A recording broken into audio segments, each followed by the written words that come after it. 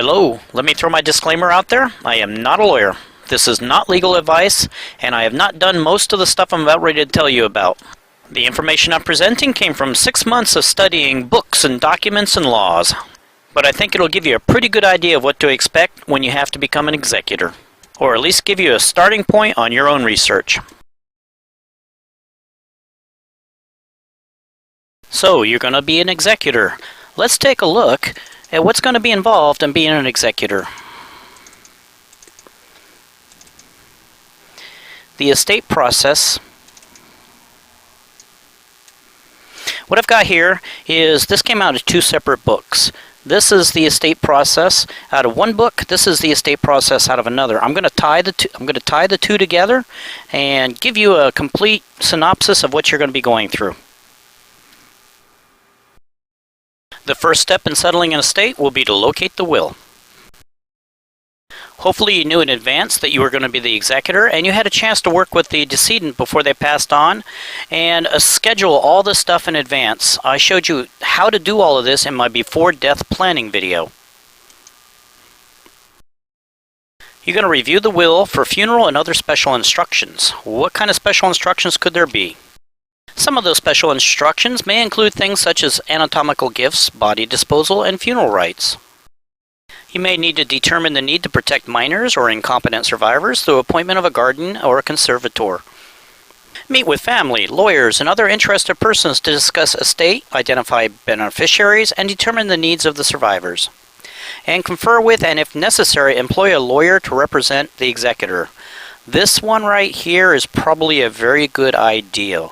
Find out which lawyer wrote the will or was involved in getting the will written, and they would be the first person you would go to. Ask them if they'll represent you, and if they won't, ask them for a referral, because there's going to be a lot of legal stuff you're going to have to deal with, and having legal advice is almost an absolute necessary thing to do. Now that you've found the will and notified all the family members, and possibly have legal representation, it's time to assemble and protect the estate assets. You need to search for all estate assets. That includes all properties that the person owned, all valuables, insurance policies, bankerage accounts, brokerage accounts, business rentals, investments, etc., etc. Once you've found all the assets, you're responsible for taking possession of them. This also includes taking possession of the keys of the residence or all the other residences. But it's actually better if you change the locks, because just about every house out there usually has more than one set of keys floating around. And you are actually very responsible to keep people out of that house until it's time that they're allowed in. Speaking of the residence, you'll also want to review insurance policies to ensure the coverage is adequate. The reason why I mention this is when a person was living there, they had a certain type of insurance, and the insurance required a person to be living in the house. If the house is no longer going to be occupied, that usually requires a different type of household insurance, and that's going to have to be addressed. If there's a business involved, you want to review all the rentals and investments and business interests that are involved with the estate. And you might have to get lawyers involved here, but this is something that'll have to be done pretty soon, because the business can't just stop being run because the person that used to run it's no longer around. Here's a big one. Change bank, brokerage, and other accounts to the estate. What this means is the estate is a different entity as far as the IRS is concerned than the actual deceased person. You'll have the deceased person here, and then you'll have to open up a separate account, i.e. savings account, checking account, for the estate itself. And anything that you're going to do from here on out has to be done through the estate account for purposes of keeping track of the monies that the estate is worth. You'll want to go ahead and notify the post office to forward all mail from the deceased to the executors, or you. This will make it considerably easier for you as the executor to keep up on maintaining the estate, the household utilities, paying the bills, and stuff like that. If the person had a safe deposit box, you want to go ahead and open it and find out what's in there and take possession of it. Inspect for secure real estate, continue or terminate utilities. The house may not require some of the utilities that are going to it. For example, if no one's living there, you probably don't need to have the phone system hooked up. You don't need to have the cable box or satellite dish. So you can go ahead and save yourself some money by terminating those utilities. File claims for the Social Security, veterans, retirement, and other benefits. I know that, for example, if the person is a veteran, there are a certain amount of monies that are available to help bury them, and you can save some money on the funeral costs. I would imagine there might be something with the Social Security as well. If the person was deceased under suspicious circumstances, you may want to evaluate possible wrongful death claims, preserve the evidence, and commence a suit if warranted. Okay, so far it's been pretty easy up to this point. Now it's time to roll up the sleeves and get to work. After you've obtained the contents of the safe deposit box, you need to go and prepare an inventory of all estate assets. And this is actually as difficult as it sounds. Anyone who's ever dealt with insurance companies, for example, renter's insurance or house insurance, you remember when they say you have to write down everything that you own in the house and the value of it in case the house burns down you can replace it? Well, this is what this block's all about. Prepare an inventory of all estate assets. You need to go to the person's house and take an inventory of everything that's in there. And then you need to figure out how much each of those items is worth. This information needs to be in writing because the court will want to see it. In addition to that, you want to find out all the other assets, safe deposit box information, banking accounts, checking accounts, securities, other real estate. If they have businesses, you need to find out the value of all those businesses, include those in the books. They have stocks, bonds, mutual funds, and any other assets. The entire goal here is, exactly as this block says, inventory and appraisals. You have to go into the next step knowing how much that estate is worth, because it's going to affect how you're going to handle the estate. Once you know the value of the estate, there's 4 different ways to handle it. The easiest, and the one you probably want to do if you can get away with it, is called transfer assets by affidavit. This means if the value of the estate's below a certain value, and each state's going to be different, so you have to look it up for your state, you can just walk into the court, sign a form saying you're entitled to it, and the court gives it to you. Usually there's no cost involved, but if there's real estate, this is not an option anymore. The second easiest way of handling this estate is called a small estate summary. It's usually an informal proceeding, there's no attorneys involved, and it, like these transfer assets by affidavit, is determined by how much money the estate is valued at. Once again, it's usually like less than $10,000 to $30,000, but each state is different. I think the state of Washington, for example, is $50,000. But you need to look it up in whatever state you happen to be in. Once again, you go down to the courthouse, and the clerk of probate will handle it. They'll hand you some forms, you'll fill out the forms, and then you walk out and the whole deal is concluded. As the value of the estate continues to climb, your next option will be called an informal or unsupervised or independent probate. You would use this procedure if the value of the estate is too high to handle using a small estate procedure. There will be no lawyers needed, no court supervision, but you may need to let the court know what you're doing. Finally, most estates will fall into this category. They'll require a formal probate. That means the value of the estate is too high for any of the ones I've mentioned up to this point. And if there's real estate involved, you'll have to go this route. It will require an attorney. It is expensive and takes a long time. According to the books I read, it is said an average of 18 to 24 months. Don't give up hope yet. There's actually 3 different forms of property ownership, and only one of them is subject to probate. That's individually owned property. Jointly owned property and contract property is not. Let me cover this in a little bit more detail. Individually owned property is just like the name says. It's stuff that is in the decedent's name only. It includes stocks, bonds, mutual funds, bank accounts, real estate in only the decedent's name, automobiles, other types of property that have titles. Tangible property such as household goods, books, and collections. And all of this is individually owned. Only one name, and the name is the decedent.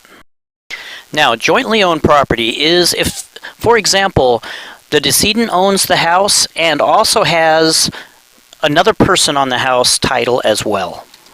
When the decedent dies, that property will now belong completely to the other person and will not be subject to probate. This is something you have to plan ahead for. It can't happen after the fact. And finally, other types of contract property. This is property that has the name of the beneficiary written into the contract. Items like life insurance, 401k, IRAs, revocable living trusts, pay-on-death accounts, etc. We'll cover some of this stuff in more detail a little later. And another bit of information you'll find interesting, all this contract property is something that you as the executor don't have to deal with, because none of this stuff is going to go into the estate. So for example, if there's a life insurance policy and it's for the decedent's brother as the beneficiary, you as the executor doesn't have to arrange for that to be paid out. It's up to the brother to go file for the life insurance. So a little bit of work off your plate. Now, if you've planned ahead, let's take a look at other ways you can avoid or minimize probate administration. Like we've mentioned, you want to identify jointly held assets which pass without probate to the surviving joint owner. You can have pay-on-death bank accounts or transfer-on-death securities, which will pass without having to go to probate. These are often abbreviated as BOD and TOD. So what this means is the beneficiary does not get any money until after the death of the person. Doesn't have access to it, doesn't have the ability to change it or do anything to it until after the death. Let's take a look here at TOD and POD specifics. As you can see from this table here, there's a lot of rules surrounding POD and TOD. And the rules are actually state specific as well as federally specific. You can actually, even in some states, transfer automobiles over to a beneficiary after your death. Other states don't allow it. So, do some checking into this stuff and find out how it affects you. Items held in a trust you don't have to deal with, because a trust is the person or the decedent had previously arranged to have all this stuff legally owned by somebody before his or her death, which means it's no longer part of the estate. Life insurance we've already covered, but if the life insurance doesn't have a beneficiary named, then it will be payable to the estate, which means you as the executor would have to handle it. But I don't know if they can actually make a life insurance policy without a beneficiary. Again, retirements are normally have a beneficiary called out, so they will not be part of the probate. So it's entirely possible that if the decedent had done some planning before they passed away, everything that they own, practically everything, could actually be not subject to probate because they've arranged for it in advance, which means you could drop back down to the transfer by affidavit or small estate. You walk in, fill some forms out, and you're all done with it. But once again, this falls back into, did the decedent work ahead and come up with a plan before he or she died? Let's say you're unlucky enough to have to go to probate. There's a couple things you're going to need to do right away. First, you need to get a hold of a lawyer. A lawyer is required for this because there's a lot of legal work that has to be done. You petition the court for formal appointment as executor. Until the court issues you a letter of authority, you're not actually the executor and have no authority to do anything. Once you do become executor, you take on a whole bunch of legal responsibilities. So you may want to consider purchasing an executor's bond if required. That's basically an insurance policy to help protect you if you get sued because of something you did as an executor. You'll petition the court to admit, i.e. approve the will. The will become a piece of paper that the court will hang on to. It's now a legal record. And if the state has any out-of-state real property, things become very complex because there's multiple court jurisdictions involved. So let's hope there's nothing out of state in this estate. Okay, we've already talked about collecting bank accounts and security information and opening a bank account and appraising the probate assets and filing it with the court. I would like to cover something that hasn't been covered in either one of these lists, and that is digital assets. Digital assets may be a significant portion of the estate account, and every single one of these accounts is going to have its own website and its own passwords and its own set of rules. They'll have automatic bill pay accounts to avoid identity theft, social media accounts, email accounts, online music, data storage, online retail accounts, Online financial accounts like PayPal or brokerage fees, domain names. Don't forget the data on the deceased person's personal computer. But the only thing I can tell you about this is contact each of the companies in writing, inform them of the decedent's death, request a copy of their terms of service so you know what rules to follow. You can provide proof of your executorship, and then request the account be closed and any funds be sent to the estate. Once all the assets are collected, now you have to start managing the property. That includes collecting any dividends or interest or other incomes that are due. And remember, if the account makes more than $600, that will instantly require a federal income tax return on it, regardless of what else the accounts have done. As the executor, you will be responsible for managing the real estate, to fix up the house and putting it on the market. This is assuming that somebody else didn't co-own it. Here's one we're going to have to step back away from the table and take a look at in detail. Seek court approval of preliminary family allowance payments to surviving spouse and children. This is actually a really big one. Some states make special provisions for family members when the estate is being processed. Two of these are called the family allowance or the homestead allowance. What this does is it provides money for the family to survive while the estate is being processed or administered.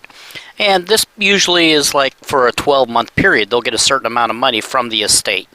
Then you have the exempt property rule, which means that regardless of what the will says in some states, a specific dollar value will be received from the estate to the family member. And that's different from state to state as to how much they'll get. Let's go ahead and take a look at an example. How about Montana? Montana's homestead allowance states that a decedent's surviving spouse is entitled to a homestead allowance of $20,000, straight off the top. And if there's no surviving spouse, that will be divided up by the minor children and dependents. Their exempt property states that the homestead, in addition to the homestead allowance, the decedent surviving spouse is entitled to the estate to an additional $10,000. And then they throw in a whole bunch of legal stuff that makes no sense to anybody. For example, what is an encumbered chattel? How does that help anybody? Then finally, their family allowance states that the family is entitled to a reasonable allowance in money out of the estate for their maintenance during the period of the administration. That's however long it takes you to settle the estate. This money is exempt from and has priority over all claims except the homestead allowance, which means that money gets paid before the creditors get paid. And looking over my notes, I realized I missed one. It's called elective share.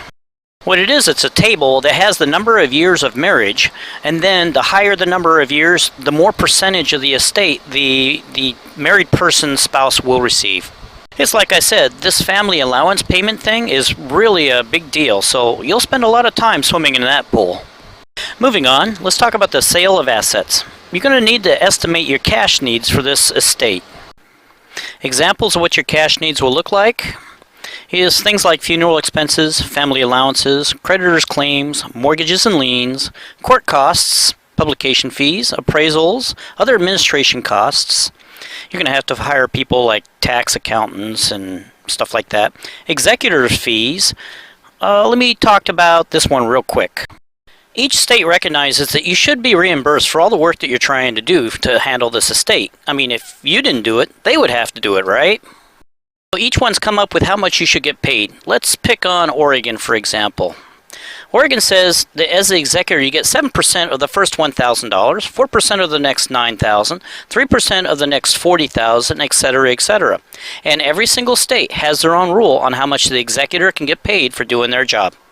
So you'll have packing and shipping costs, cash bequests, income taxes, probate fees, estimated federal estate tax, and have not a clue what a GST tax is, and reserves for contingencies. And you can come up with a total amount that you think you'll need. And this is kind of important here. Try to figure out what date you'll need them by, because you may have to start selling off assets in order to make these payments occur. Now it's time that we deal with our creditors. There's a couple different ways you can notify the creditors. If you know who they are, you can send them a certified letter. If you don't know who they are, you can publish a newspaper article stating that so-and-so has died. If you're a creditor for this person, you have to respond to and then give your estate address within such and such time. Each state gives creditors a certain amount of time to respond. Then after that, it usually cuts off their ability to collect money. I believe the Normal is about 120 days after notification. Remember, if you're in probate, the court's going to want to know that you contacted these creditors, which is why I said you should use certified mail. As the executor, then you'll go ahead and you'll examine each of the creditor's claims for validity and timeliness and either contest them or pay them. And here's the part of the job everyone loves. You have to deal with the taxes. You have to file 2 different tax returns as far as federal goes. The income tax returns for the decedent, the person that died, and then remember their estate is a different taxing entity, so then you'll have to file out a tax return for the estate as well. As well as the income tax, you're going to need to find out if you have a state income tax. Finally, we can't forget the federal government. They want their last bit. They have a federal estate tax or death tax. Unfortunately, at the time I read this book, it was $5.25 million for the estate. So if the estate's not valued that high, you don't have to worry about this one. After it's all done, you need to get caught up on your accounting or your paperwork. You're going to prepare final accounting, which reports all receipts and disbursements and assets remaining in the estate. You'll seek court approval for executors and lawyers' fees. Oh, let me talk about these lawyer fees real quick. Some states actually have a law on the books that determines what rate lawyers can charge for probate based on the estate value. For example, if you want to find out Montana's code, go right here and it'll tell you how much a lawyer is allowed to charge you in Montana to do this probate work. How's this for a run-on sentence?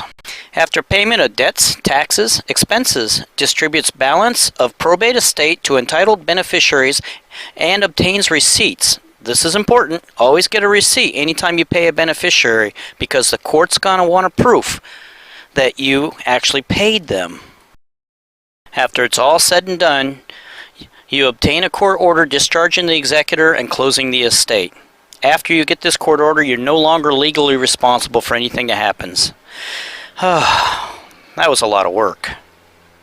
Oh, I'm terribly sorry. I should have told you this right up front, but I didn't remember until just now. Before you accept becoming an executor, you should find out if you're even eligible, because every single state has rules on whether someone that does not reside in that state can be an executor. For example, Florida says that a non-resident, in other words, if you're an executor for someone in Florida but you don't live there, is eligible only if they're related by blood, marriage, or adoption. Otherwise, you can't be the executor for someone in Florida. And let's take a look at Washington State. Washington has a rule that says a non-resident is eligible, but you must have somebody that lives in the county the probate is happening at to accept services of papers. In other words, Washington understands that you really can't do this executorship from long distance. You have to have someone local to sign legal documents and stuff like that.